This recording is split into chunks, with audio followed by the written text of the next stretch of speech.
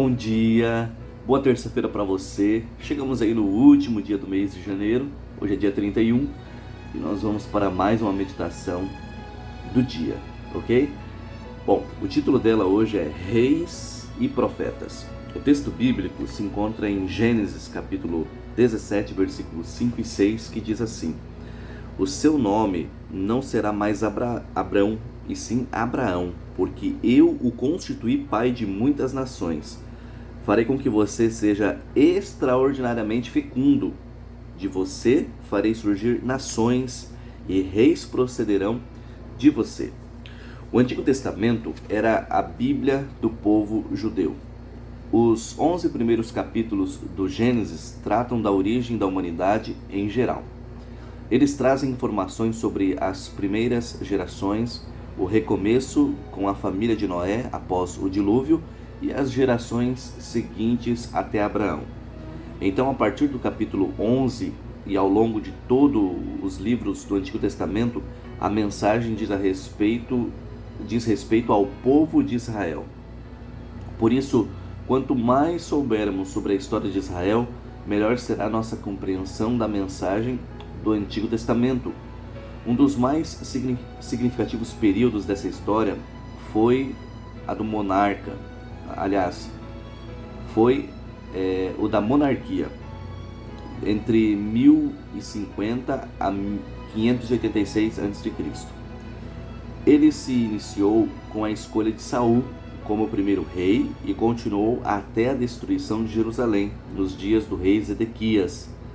Esse período pode ser dividido assim: Reino Unido, que vai de 1050 a 931 a.C., as 12 tribos permaneceram unidas sob a monarquia durante 120 anos, nos reinados de Saul, Davi e Salomão, sendo que cada um deles reinou 40 anos.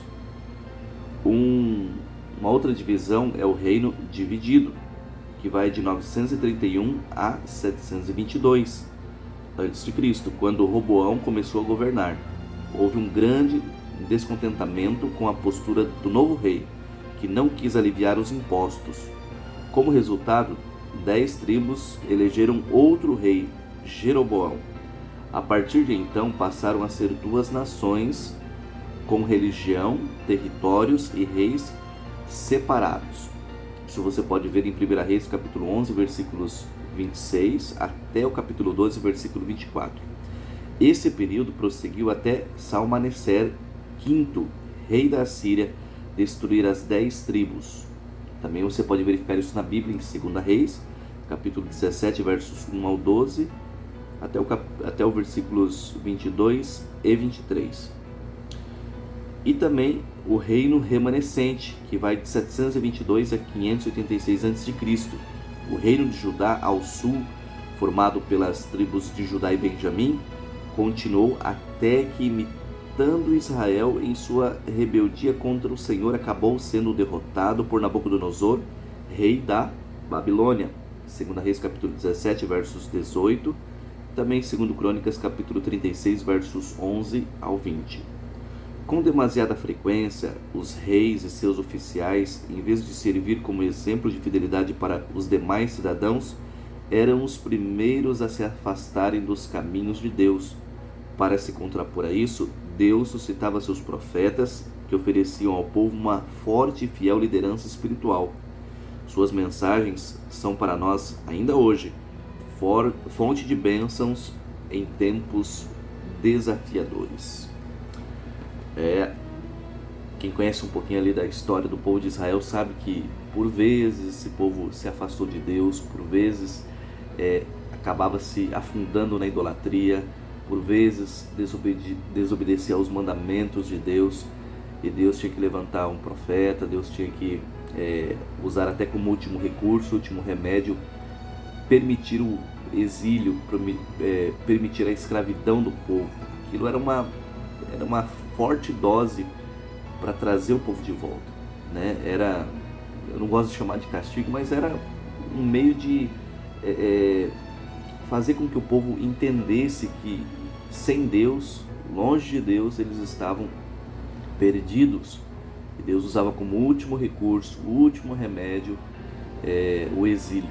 Ele permitiu isso diversas vezes para trazer o seu povo de volta. Isso é uma grande lição para nós. Nós devemos permanecer firmes, fiéis, obedientes ao que Ele nos ensinou, a tudo aquilo que está na palavra dEle. Não nos afastemos de Deus. Quem se afasta de Deus, infelizmente, colhe muitas decepções e pode até perder a sua salvação, se não voltar a tempo. Não brinque com a sua salvação. Ela é muito cara, ela custou um preço muito alto.